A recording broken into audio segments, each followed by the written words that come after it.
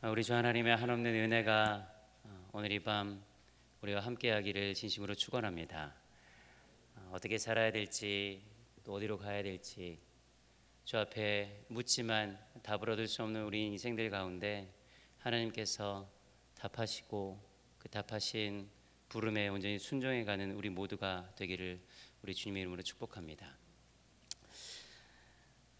스탠리 하워스라는 사람이 있습니다. 이분은 2001년도에 타임지에서 선정한 세계에서 가장 영향력 있는 신학자 중에 한 사람입니다.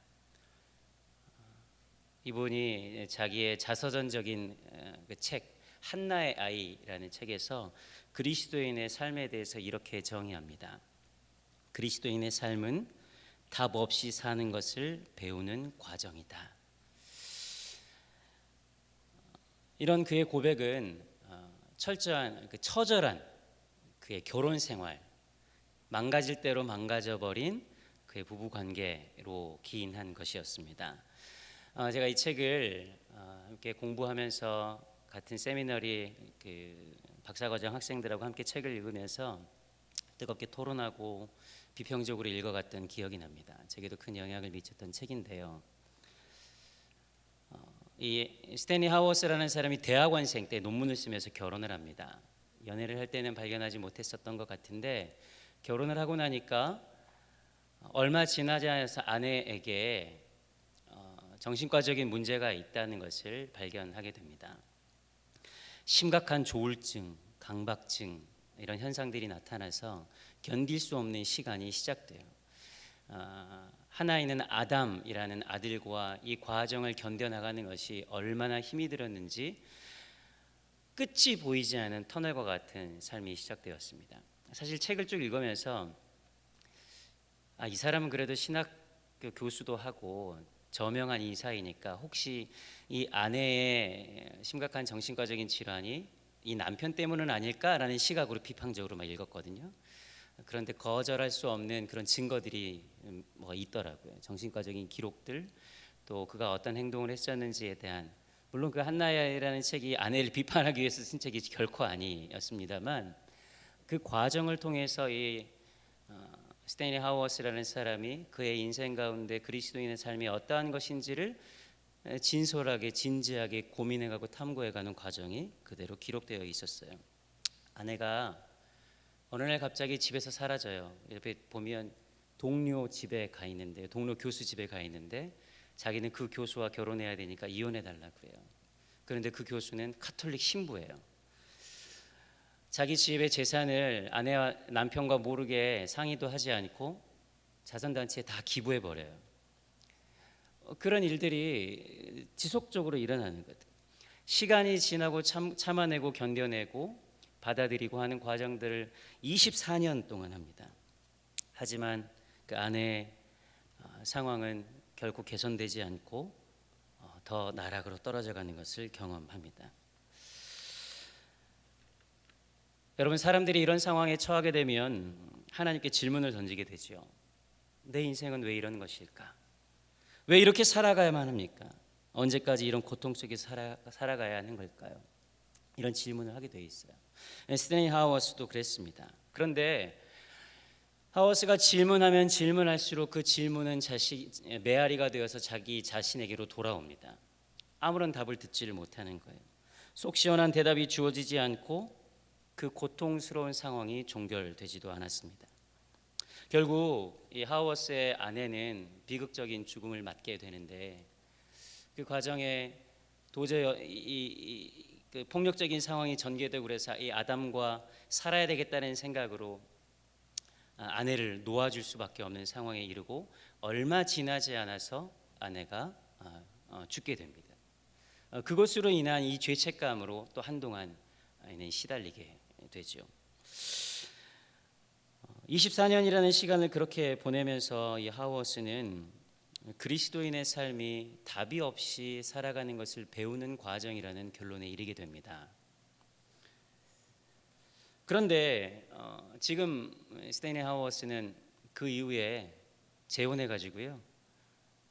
그 아내 첫 번째 아내와 보냈던 기간보다 더 오랜 기간 동안 의미 있는 삶을 살아가고 있는데 제가 이 하워스의 삶을 소개하면서 그의 삶이 결국에는 해피엔딩입니다라는 것을 소개하기 위해서 여러분께 이 말씀을 드리는 게 아니에요.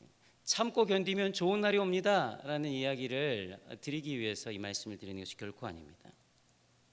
여러분, 우리의 삶에는 이와 똑같지는 않지만 같은 무게로 우리 모두는 고민과 염려와 아픔을 안고 살아갑니다. 그리고 아무리 발버둥 쳐도 변하지 않는 우리의 현실을 마주할 때 우리가 그것에 대해서 어떻게 대응해야 하는가 하는 질문을 우리는 날마다 하고 살아갑니다. 물론 우리는 잘 알고 있지요. 우리의 삶이 결국 해피엔딩이라는 말로 표현할 수 없을 만큼 아주 영광스러운 내일이 준비되어 있다는 것을, 그리스도 안에서 온전한 승리가 예비되어 있다는 것을 우리는 잘 압니다. 그러나 물론 그리스도인은 그런 소망과 영광을 품에 안고 살아가는 사람입니다만, 그러나 우리의 현실은 그렇게 간단하지 않아서 제가 소개했던 이 하워스라는 사람의 이 인생, 그것보다 더 아픈 시간, 더 참담한 시간, 더 안타까운 시간을 보내는 사람들이 우리 주변에는 많이 있습니다. 그만큼 우리의 삶은 결코 녹록지 않아요. 괜찮아질 거야 라는 한마디 말로 우리의 인생을 정리할 수 없을 만큼 우리는 매우 복잡하고 어려운 삶을 살아가는, 그게 우리의 삶이에요. 그래서 이해되지 않는 상황 가운데서 때로는 참고 견디면 괜찮아질 거야 라는 빠른 답변으로 상황을 넘기려는 유혹에 빠지기도 합니다. 이 문제, 이 상황에 대한 이 원인과 해결책을 빨리 얻고 싶은 거예요. 그래서 다 괜찮아질 거야, 하나님 다 뜻이 있어, 이렇게 빠르게 결론 내려고 하죠. 그러면 여러분 결코 안 됩니다. 왜냐하면 그렇게 빠른 결론에 이르러 버리면 현실에 직면해야 하는 우리에게 문제가 발생하게 돼요. 마치 지금 일어나고 있는 일이 아주 악한 현실이라고 오해하기도 하고, 하나님의 목적이 내 이 악한 현실을 빨리 벗어나는데 내 인생에 목적이 있다고 오해하기도 합니다. 오히려 그 과정이 우리에게 주는 놀라운 유익과 하나님의 뜻은 묻혀버린 채 그냥 거기를 탈출하는 것이 인생 최대의 과제가 되어버리는 삶을 살게 되는 것이죠. 그러나 사랑하는 여러분, 제가 스탠리 하워스라는 사람을 소개한 이유는 우리가 이 삶의 여정, 이 과정, 긴 호흡의 과정에 집중해야 하기 때문에 그렇습니다. 그가 그리스도인의 삶은 답 없이 살아가는 것을 배우는 과정이라고 말하는 것처럼 우리는 결론이 아닌 과정에 집중해야 돼요.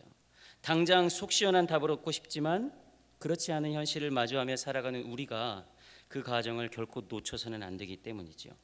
여러분, 성경은 말씀대로 믿고 예수 믿고 살았더니 크게 복받아서 해피엔딩으로 끝났더라 라는 것을 단적으로 보여주려고 성경이 우리에게 있는 것이 결코 아니에요. 그것보다는 우리의 삶의 곳곳에 고난과 아픔을 안고 살아가는 사람들의 과정을 그리고 있는 것이 이 성경이에요. 최근 바이블 라이프를 쭉 읽어가는 사람들은 아시겠지만 욥기를 막 지났어요. 욥기를 이제 막 읽어가고 이제 시편으로 넘어갔는데요. 고난의 사람 욥에 대해서 말하는 사람들의 많은 경우가 욥기 42장 12절을 얘기하려고 한다 이렇게 말하는 사람들이 있어요. 여호와께서 욥의 말년에 욥에게 처음보다 더 복을 주시니, 그 부분에 초점을 맞추는 사람들이 계십니다. 물론 우리의 관심도 가끔은 거기에 있어요. 그래서 거봐, 그래서 결국 잘 됐잖아, 이 얘기를 빨리 듣고 싶은 거예요. 그런데 하나님께서 욥기를 통해서 우리에게 알려주고자 하시는 것이 과연 그것일까요? 저는 거기에 동의할 수 없어요. 물론 전혀 없다고 할 수는 없지만 욥기는 그걸 말하려고 우리에게 42장에 되는 긴 이야기를 우리에게 들려주는 것이 아닙니다. 욥의 결국, 그러니까 욥의 끝이 오기까지 성경은 더 긴 호흡으로 욥의 고난과 그것을 견뎌온 과정, 갈등, 고뇌, 그리고 그 안에서의 욥의 질문에 더 집중해요. 더 많은 시간을 할애하죠. 우리가 욥의 그 시간에 집중하지 않으면 욥의 고백과 말년의 그의 상황을 오해할 수밖에 없습니다. 여러분, 욥이 마지막 말년에 받은 축복이 여러분에게는 축복으로 보입니까? 저는 이게 복이 아니라는 얘기가 아니에요. 그 앞에 있었던 아이들이 다 죽고 나중에 또 다른 아이들이 왔으니까 다 잘 됐잖아라고 한마디로 설명할 수 있느냐는 거예요. 그러려고 욥을 하나님께서 성경에 기록해 두었냐는 말이죠. 여러분, 가나안에 입성하는 것에만 집중하고 광야의 시간을 망각하면 가나안 입성은 그들에게 결코 승리일 수 없습니다. 가나안에서 광야를 잊어버리는 순간 가나안에서의 삶은 그들에게 저주가 되는 거예요. 성경은 더 많은 지면의 광야의 여정을 그리고 있습니다. 가나안에서의 이스라엘 백성 또한 가나안 땅을 차지한 결론이 아닌 가나안에서의 삶의 과정을 성경은 그리고 있다는 거예요. 여러분, 요셉도 총리가 되고 다니엘도 총리가 되었죠. 그러나 성경은 더 큰 비중으로 형들에게 팔려서 종으로 팔려서 이집트로 쫓겨간 그 요셉, 강간 미수범으로 몰려서 감옥에 갇혀 있던 그 기간, 그 시간을 더 길게 그리고 있어요. 다니엘은 다른 나라의 포로로 끌려가서 사자밥이 될 뻔한 그 위기에 처했던 상황들에 더 집중하고 있죠. 여러분, 인생이 꼬여도 이렇게 꼬일 수가 있습니까? 그런 인생이 어떻게 있을 수가 있는 거예요? 그런데 인생을 살아가다 보면요, 이런 일들이 일어납니다. 일어나요. 여러분들한테도 그랬잖아요. 드라마나 소설에만 이런 일이 일어나는 것이 아니라 우리의 삶의 곳곳에는 그런 일들이 숨쉬고 있어요. 부푼 꿈을 안고 시작한 사업이 어려움을 겪습니다. 그렇게 믿었던 동료들에게 배신을 당하고 사기를 당합니다. 건강만은 자신했는데 어느 날 원인을 찾을 수 없는 병마가 우리를 찾아오게 돼요. 아무런 상관도 없는 일에 오해를 받고 책임을 뒤집어 써야 되는 상황에 몰리기도 합니다. 자녀들에게 최선을 다했는데 이제 자녀들은 다 컸다고 선악에서 벗어나서 당신이 내게 해준 것이 무엇이냐는 얘기를 할 때 우리 가슴이 무너지는 거예요. 믿었던 배우자와의 관계가 무너져 내리면 마치 이 관계 안에선 더 이상 살 수 없다는 결론에 이르기도 하고. 여러분, 제가 지금 드리는 말씀이 나랑은 상관없는 일입니까? 이런 일들이 누구한테 있었던 거 아니야? 라는 그 시각으로 저한테 쳐다보지 마세요. 그거 알려고 하지 마세요. 그게 아무런 상관이 없어요. 이런 현실을 고스란히 살아가는 우리들에게 요셉이 총리가 되었어, 다니엘이 총리가 되었어 하는 것이 확 눈에 들어오지 않아요. 그런 과정을 살아가는데 요셉이니까 그렇지, 다니엘이니까 그렇지, 다윗은 그랬나 보네. 로마서 8장 18절에 말씀하는 것처럼 현재의 고난은 장차 올 영광과 좋게 비할 수 없다는 말씀이 우리에게 있는 것처럼, 물론 우리에게는 분명 그것보다 더 큰 소망, 오늘날 우리가 겪고 있는 고난과 아픔과 수고로움보다 더 큰 영광이 있다는 것을 우리는 믿습니다만, 그러나 우리에게 주어진 현실은 그러니까 그것으로 된 거 아니야? 라는 이런 말로 퉁칠 수 없는 거예요.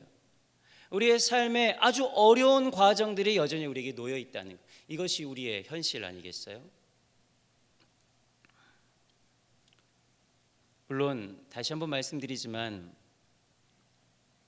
이 어려운 과정이 있다는 것이 우리의 종국의 결론을 너무 사소하게 만드는 것은 결코 아닙니다. 그러나 이 결론이 우리에게 진실로 소중하고 귀중하고 영광스럽게 다가오기 위해선 지금 이 고난의 시간과 아픔의 시간에 이 과정을 온전히 바라보아야 한다는 거예요.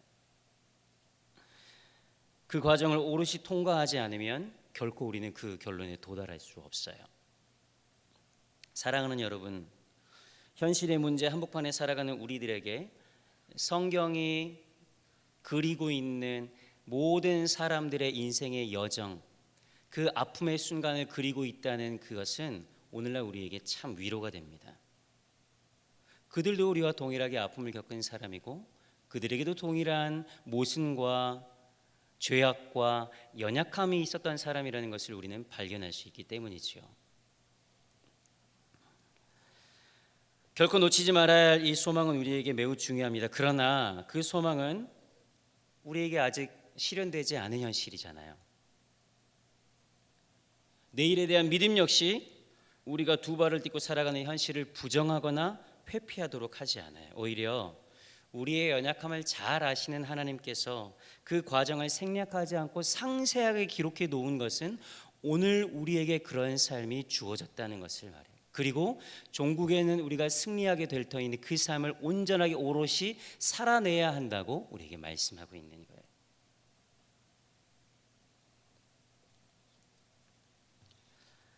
오늘 우리가 읽은 하박국 선지자 또한 그런 현실을 마주하고 있습니다. 하박국은 자신의 눈앞에서 민족이 멸망하고 있는 상황을 목도하고 있어요. 온 세상에 여전히 폭력, 심판, 강포가 가득하고 그것으로 인해 고통을 받는 사람들이 있다는 것. 특별히 하나님께서 하나님의 백성으로 선택한 이스라엘 백성들이 고통을 당하고 있는 현실을 하박국은 그대로 목도하고 있는 거예요. 악한 사람들이 그들을 둘러싸고 정의와 공의를 굽게 하고 하나님의 법도는 전혀 실행되지 않는 그런 악한 현실, 뇌물과 부정한 청탁으로 부당한 이익이 난무하는 세상, 부조리가 가득한 세상을 하박국은 지금 보고 있는 거예요. 그런데 문제는 이 하박국이 살아가는 그 세상에 존재하는 죄악과 폐역을 하나님이 그냥 바라만 보고 계시는 것 같다는 거예요. 하박국이 보니까 하나님, 도대체 이런 일이 어떻게 있을 수 있습니까? 어떻게 우리에게, 하나님의 백성이라는 사람들에게 이런 일들이 일어날 수 있습니까? 하나님이 살아계시다면 가당키나 한 일입니까?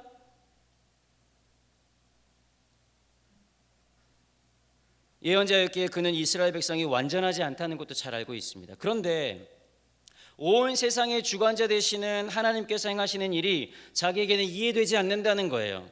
세상에 가득한 불의를 심판하기 위한 하나님의 방법이 이스라엘 백성보다 더 불의한 바벨론 사람들을 사용해서 이스라엘 백성들을 심판하신다고요?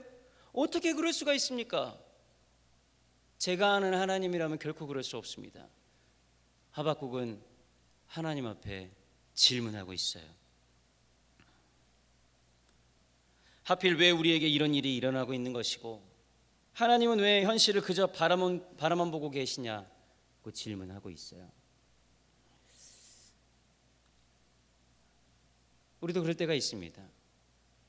이 약한 현실을 하나님 딱 나타나셔서 해결해 줬으면 좋겠는데 그냥 하나님은 가만히 침묵하고 계시는 것 같아요. 나를 내버려 두시는 것 같고 온 세상이, 나는 그래도 괜찮은데 이 세상에 관영한 이 죄악들, 이 전쟁의 상황들, 연약한 사람들이 이유 없이 죽어가는 이 상황 속에서 하나님이 전혀 일하지 않으시는 것 같아서 도대체 하나님을 향해서 삿대질하고 싶은 마음이 불쑥 올라오는, 우리는 이때 어떻게 해야 됩니까? 특별히 오늘 우리가 읽은 본문 14절에 이렇게 얘기합니다. 제가 14절 말씀 읽어드릴게요. 주께서 어찌하여 사람을 바다의 고기 같게 하시며 다스리는 자 없는 벌레 같게 하시나이까.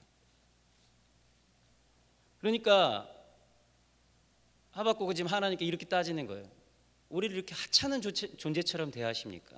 왜 우리는 하나님의 안중에 없습니까? 하나님의 백성으로 부름받은 사람은 원래 물고기와 벌레를 뜻대로 다스리는 존재인데 이제는 이 하나님의 사람 이스라엘 백성들이 바벨론이라는 강력한 제국에 의해서 그 뜻대로 이리저리 좌우되는, 그래서 자신의 의지대로 자신의 뜻대로 전혀 살아갈 수 없는 물고기와 같은 존재, 벌레와 같은 존재에 다스림받는 존재가 된다는 것이 가당키나 한 일입니까? 하나님께 질문하는 거예요.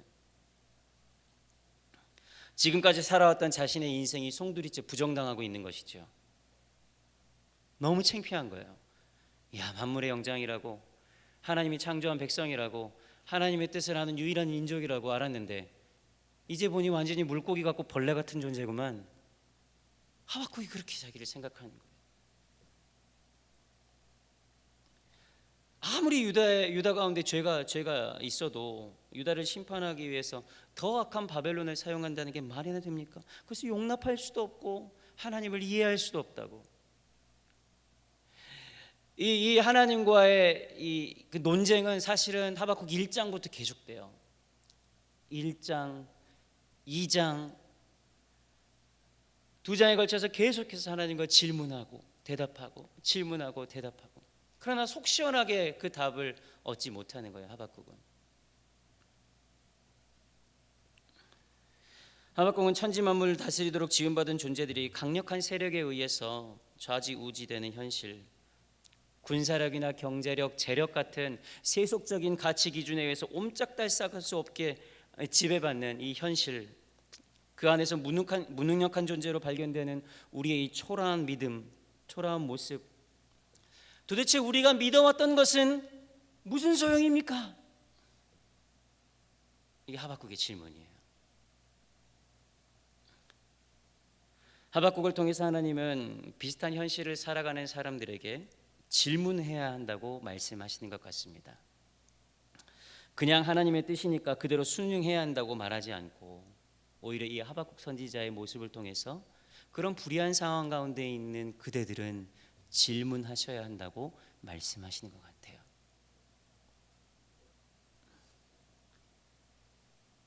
오히려 하나님은 그러고 내가 옳다고 주장하고 있는 이 하박국의 주장을 하나님께서는 용납하시는 것 같아요.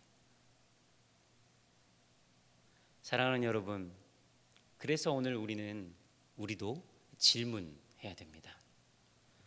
물론 시원한 대답이 들리지 않더라도 그 질문은 계속되어야 합니다. 누가 모든 질문에 적절한 답을 얻을 수 있을까요? 사실 그런 사람은 없어요. 그러나 질문에 금방 답이 오지 않더라도 우리는 또 질문해야 됩니다. 그런 대답을 듣지도 못했고 알지도 못한 채 살아가는 것이 우리의 인생이지만 빠른 결론을 내려고 하는 유혹을 참아내야만 하지만 그러나 그 유혹을 참아내며 진지하게 한 걸음 한 걸음 다가오시는 하나님의 숨결을 우리는 캐치해야 돼요. 그리고 기다려야 돼요. 왜냐하면 사랑하는 여러분, 하나님께서는 언젠가 그 질문에 대한 분명한 답을 하실 것이기 때문입니다. 그런데 아무런 질문도 없이 마치 답을 다 알고 있는 것인 양 질문조차도 하지 않고 빠른 결론을 내려버리잖아요. 그러면 위험합니다. 정답을 안다고 생각하면서 살아가는 사람들이 언젠가 그런 질문을 하나님께 동일하게 해야 되는 상황이 발생할지도 몰라요. 에이, 하나님 뜻이 다 있어. 괜찮아. 참아봐. 다른 사람을 향해서 쉽게 내던지는 그 이야기가 나로서는 쉽게 할 수 없는 상황에 이르게 된다는 거예요. 여러분, 문제를 풀 때 어렵다고, 수학 문제 풀 때 어렵다고 뒤에 해답지를 보면 어떻게 돼요? 당장에는 그 답을 아는 것 같아요. 그 문제를 풀 수 있다고 생각하는 것 같습니다.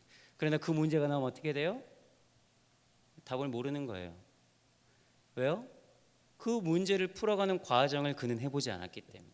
그 과정이 어렵다는 이유로 당장의 해답을 펼쳐서 그래, 정답은 이거지. 그래, 알았어.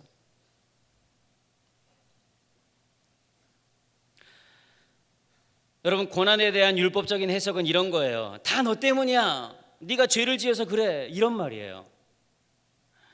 이렇게 죄책감을 주는 말은 효과가 아주 좋아요. 그래서 인생의 고통에 대한 해석을 당사자의 잘못으로 몰고 가는 것은 매우 쉬운 일입니다. 욥기가 우리에게 가르쳐주는 바가 바로 그거잖아요. 욥의 고난 앞에서 욥의 세 친구는 어떻게 해요? 야, 네가 무슨 잘못이 있겠지. 야, 지금 이 고난은 앞으로 너를 위해서 더 크게 예비되어 있을 거야. 야, 원인이 없는 결과는 없어. 네 삶을 잘 살펴봐야 돼. 고통하고 있는 욥을 향해서 세 친구는 그렇게 빠르게 답을 제시합니다. 그러나 여러분, 한 사람의 인생을 바라볼 때 그렇게 쉽게 답을 내서는 안 돼요. 우리 속담에 하나를 보면 열을 안다 그러잖아요. 여러분, 절대 그러면 안 돼요. 하나를 보고 열을 아는 것처럼 다른 사람을 판단하면 절대 안 됩니다. 어떻게 알아요? 그 사람이 살아봤어요? 하나를 보았으면 그 하나도 맞나? 하고 바라봐야 돼요. 마치 다 아는 것처럼, 마치 이미 결론을 갖고 있는 것처럼 그에게 그렇게 다가가서는 결코 아니 됩니다. 신앙생활을 하면서 여러분, 이런 질문은 아주 중요해요. 명확한 답을 얻지 못하더라도 말입니다. 설령 그것이 내가 원하던 대답이 아니더라도 말입니다. 이런 질문과 대답의 반복 끝에 하박국은 그의 마음을 다해 주님께 고백하게 되는 것이지요. 비록 무화과 나무가 무성하지 못하며 포도나무가 열매를 맺지 못하고 감람나무에 소출이 없으며 밭에 먹을 것이 없으며 우리의 양이 없으며 외양간에 소가 없을지라도 나는 여호와로 말미암아 즐거워하리로다. 나의 구원의 하나님으로 말미암아 기뻐하리로다. 주 여호와는 나의 하나님이시라. 나의 발을 사슴과 같게 하사 나로 높은 곳에 다니게 하시리로다. 이것은 하박국의 고백이에요. 이 고백이 진실로 진정성이 있고 시리도록 아름다운 이유는 이 하박국과 하나님 사이에 이 치열한 질문과 대답의 과정이 있었기 때문에 그래요. 그런데 분명한 것은 여러분, 하박국의 문제가 해결되었습니까? 이 고백은 하박국의 문제가 해결되었을 때 고백한 것이 아니에요. 여전히 그에게는 문제가 있었고 하박국이 보는 앞에서 이스라엘 백성은 멸망하고 맙니다. 그럼에도 불구하고 하박국은 오늘 이렇게 고백하는 거예요. 무화과 나무가 없고 열매가 없고 외양간에 송아지가 없어도 나는 여호와로 말미암아 기뻐하리로다. 여러분, 이 고백은 하박국의 기도인 거예요. 여전히 그의 삶에 바벨론의 강포와 위협이 존재하고 있었지만 이 질문의 과정 끝에 얻게 되는 하나님의 답은 그로 하여금 정의롭고 지혜롭고 긍휼이 많으신 신실하신 하나님을 발견하게 된다는 것이죠. 우리가 그렇게 흥겹게 부르는 무화과 나무 잎이 마르고 포도 열매가 없어도 불렀던 그 노래는 가볍고 흥겨운 노랫말에 지나는 것이 아니라 참담하고 암울한 현실 속에서 좌절과 자기 연민에 빠져서 허우적거리지 않고, 그렇다고 현실을 부정한 채로 긍정의 힘을 외치면서 사람들의 귀에 번영신학으로 듣기 좋은 번영을 속삭이는 거짓 선지자처럼 굴지 않겠다는 믿음의 선포인 거예요. 그것은 매우 간절한 기도입니다. 다시 한번 말씀드리지만 하박국의 현실은 하나도 변하지 않았습니다. 그렇지만 하박국은 이 질문의 과정을 통해서 구원의 하나님을 더욱 신뢰하게 되었어요.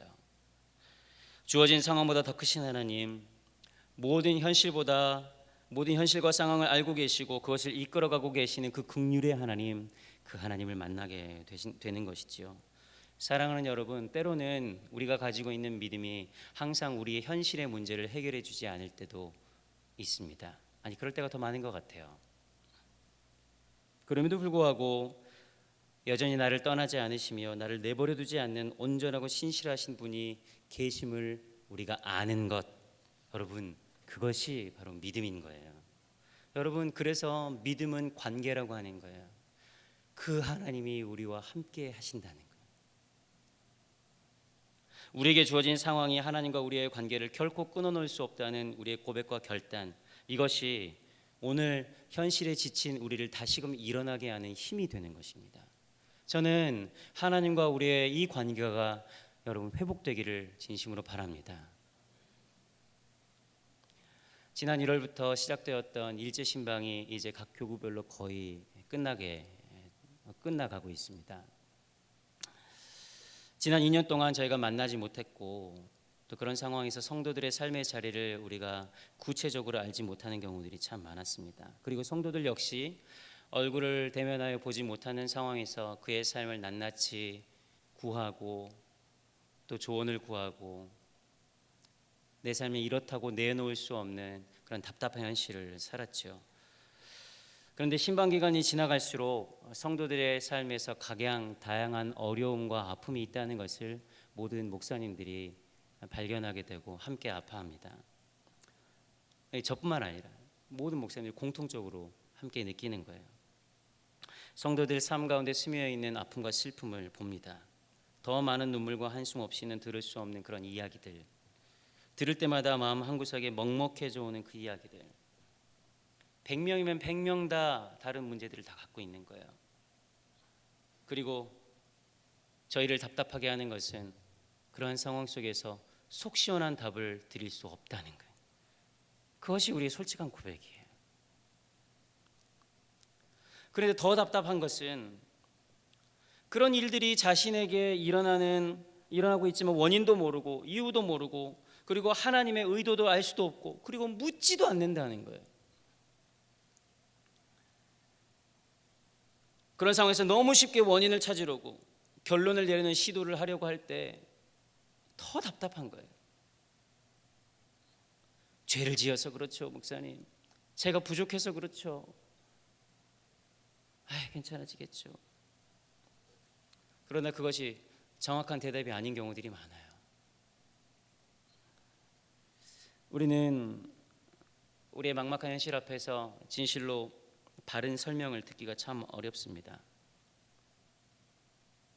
성공은 축복이고 실패는 저주라는 이 거짓 복음의 공식을 들이밀면서 그렇지 않아도 막막한 인생을 더 막막하게 만드는 일들이 사실 우리 주변에는 흔히 일어나고 있는 일이잖아요.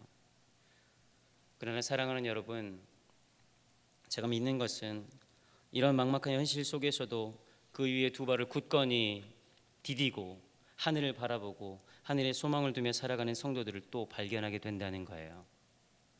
여전히 힘겨운 현실이지만 철저하게 그 현실을 부정하지 않고 온몸으로 그것을 받아들이며 믿음으로 살아가는 사람들, 저는 그 사람들이 우리 가운데 있는 것을 발견하게 되고 또 소망을 갖게 됩니다. 이 땅에 두 발을 딛고 살아가면서 이 힘겨운 현실을 살아가야 하는 사람들에게 성경이 들려주는 이 이야기는 바로 복음이에요. 그렇게 살아가서 승리하는 사람들의 에피소드는 우리에게 복음으로 다가오는 거예요. 저는 이곳에 있는 모든 성도들, 금요 집회에 참여하고 영상으로 예배하는 온 성도들이 그 현실의 삶에서 하나님을 맞닥뜨리고 현실을 맞닥뜨리고 그 안에서 하나님과의 지난한 과정을 통해 논쟁하고 기도하고 간구하는 과정을 통해 얻게 되는 그 인생의 해답이 다른 사람에게는 복음의 소식으로 들려지기를 진심으로 축복합니다. 그래서 우리 권사님들이 제일 좋아하는 찬양이 찬송가 301장인 것 같아요. 지금까지 지내온 것 우리 주의 은혜라, 주의 크신 은혜라. 여러분, 그 찬송이 우리의 고백이 되려면 이 지난한 과정을 온몸으로 통과하지 않고서는 그것이 우리의 찬송이 결코 될 수 없는 거예요. 여러분, 쉽게 답을 내려고 하지 마십시오. 그러나 결코 지치지도 마십시오. 왜냐? 하나님께서 그런 지난한 과정을 겪고 있는 우리와 여전히 함께하고 계시기 때문입니다. 저는 오늘 고난의 현실을 묵묵히 살아가는 사람들에게 그 찬송이 우리의 찬송으로 온전하게 고백되기를 바랍니다. 여러분, 이게 예수님께서도 그러셨어요. 히브리서에 보니까 그가 아들이면서도 받으신 고난으로 순종함을 배워 온전함에 이르렀다. 예수님께서도 그러셨는데 우리가 뭐라고 한 방에 로또 당첨되듯이 그 문제를 해결하기를 원한단 말입니까? 어쩌면 그건 우리의 욕심인지도 몰라요. 이 현실의 용기를 가지고 뛰어드는 삶, 그 현실이 바로 예수와 동행하는 삶인 줄 알고 오늘도 힘을 내어 살아가는 성도들 되시기를 우리 주 예수 그리스도 이름으로 축복합니다.